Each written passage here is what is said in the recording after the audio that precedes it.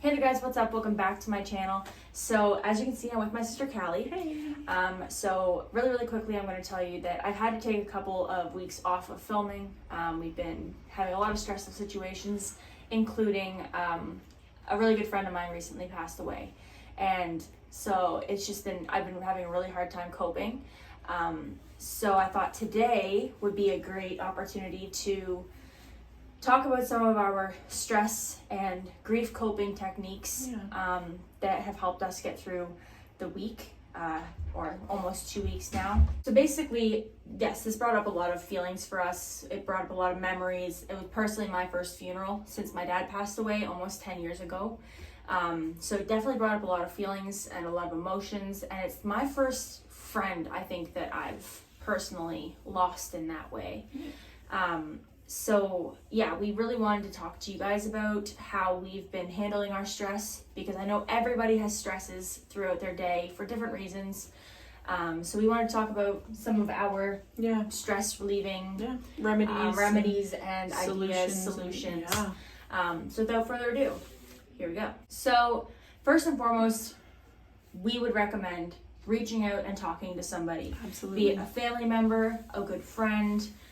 There's plenty of professionals, which I know nobody wants to hear, but there's professionals that were taught and which trained to learn how to help you. See, and I feel personally, and from my own experience, that grief is a lot stronger when it's dealt with alone. And it can consume you, but at least if you talk to someone, they can help you through it, or they can go through it with you. Absolutely.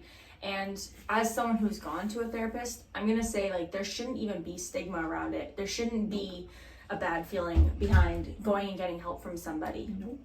Not So that would be our number one, is talking to somebody. I actually called her the minute I found out about everything. And we're pretty good that way. We confide in each other for everything. Yeah, so like we talked about it, we cried on the phone about it, we cried in person about it. She came with me to the funeral. Like, we made it a whole, we just decided to use it as like a bonding thing. Well, we didn't use it as that, but that's kind of what it did. Yeah. We bonded and we got through together. Well, however, we do realize that not everybody has that option. So here's some other ones we also have. Self-care. Whatever that means to you. Yeah. For me, it meant the next day call into work.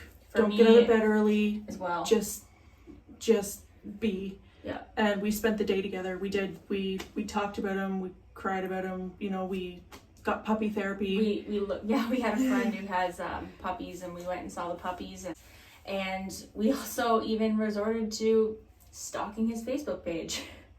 Because we both just felt like we needed to see him again and see the memories he had with other people. And see the closure people were getting, because I find that seeing people get closure in the things that hurts them the most helps me. Yeah, me too. Because it brings me to my own sense of closure. Yeah. So other things you can do as far as self-care is take a hot bath, light some candles, just think about you, realize you. Realize you are going through something, and it's okay to take a few minutes to yourself. So if that means a hot bubble bath, or lighting a candle, putting on some headphones and listening to some music, like whatever self-care retail therapy. means to you. Oh boy. Go into that bank account if you need to do it. Hey. It's all yours. Don't actually. That's not a good idea. Pay your bills first. Yeah, make sure all your essential. Empty your bank account the day before payday.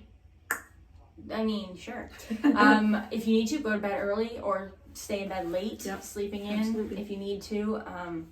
I found that my daughter was with her grandparents for the whole week, which was kind of like in the moment a godsend, because I didn't want her to have to see me going through that. Right. And I went for a lot of walks. I went for walks by myself. When I was walking home from work, I was listening to a different kind of music because it helped me get through that moment. For me, it was working out. I did a couple at home workouts, just whatever to something to distract your body and your mind. Blast the music and did some workouts. It made my body feel better. It made me a little more tired, so I was actually able to sleep. That's like definitely just self-care. Read a book, watch a movie. If you're like me and her, like if we're sad, we tend to want to watch a movie that's going to make us cry. I just want to get it out. It's like, it's just, you know what's funny though is I haven't gotten it out. No? Like I hold on to things until it's time. Slowly and surely I am finding my own little bit of resolve here, but it's still, it triggered something. Yeah, me too. And, you know, like, the loss of our father was the biggest loss that we've ever encountered. Mm-hmm. And again, that was another one we encountered at the same time. Exactly, obviously. yeah.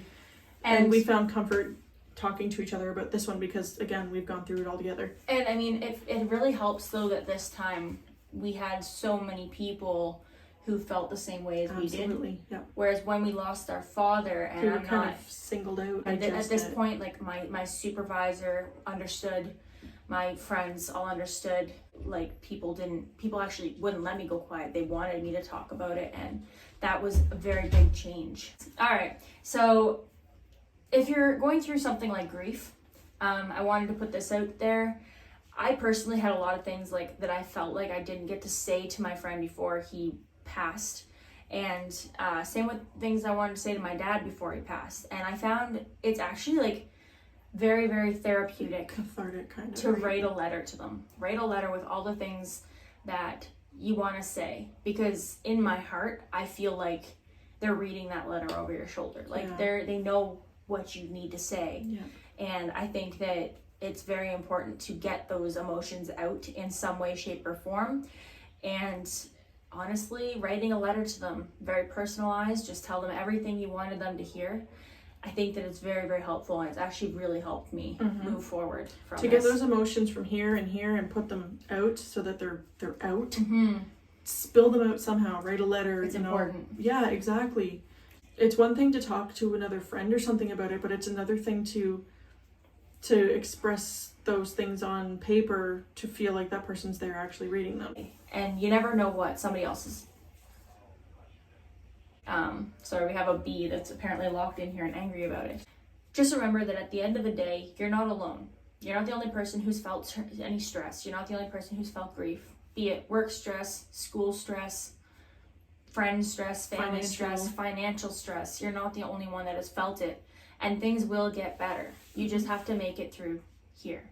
And just think, if you're going through a hard time, today is the worst day it's going to be, and it's only going to get better. Yeah.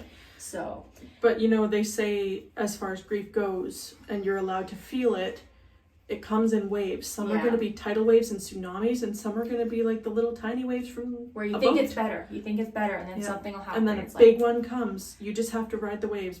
That's, I think, the biggest thing, is just remember to keep trying to find your way out. And there's always resources for helping you relieve stress, for helping you to get past losing somebody, a friend, a family member. There's always ways to help. There's always people to help. And at the end of this video, we will post the phone numbers for the toll-free, like, Kids Help Phone, different, mental awareness nurses online that can talk to you, different things like that. Yes, that'll be on anything the at your fingertips. Yeah. Don't be afraid to dial. And it'll also be in the description below. In the comments of this video, I want you to leave your best or your most, what you would recommend for people for getting rid of stress, or what do you find to be the best coping method? Even if it's one we mentioned. Like, I want to know that some of the ones that I use will help you, and I also want maybe some of the ones you guys use could help me or one of my other viewers. So absolutely, we want to hear your thoughts and opinions on the best ways to relieve stress and to make it over that hump of grief. The rough part, the hump of grief. Okay, no. Vroom, vroom, what are you doing? I'm trying to get over the hump of grief. Oh, that's a bonus one. As hard as it may be, try to find a way to laugh. Oh, yeah. That literally, just heals. Laughter is the best medicine. So that is definitely another one I'm going to throw in there, just because I said something dumb and it made me think laughter literally helps. Even for that 1 second, you're getting that hormone, whatever that one's called. It's oxytocin. Anyways, thank you guys for watching. I hope this was helpful for you. And if it was, make sure you let me know in the comments below. And also, if you have any stress relief remedies or suggestions, definitely also leave them in the comments below. They could be a lifesaver to someone going through a hard time. So, thank you guys for watching, and I'll see you guys next week. Bye. Bye.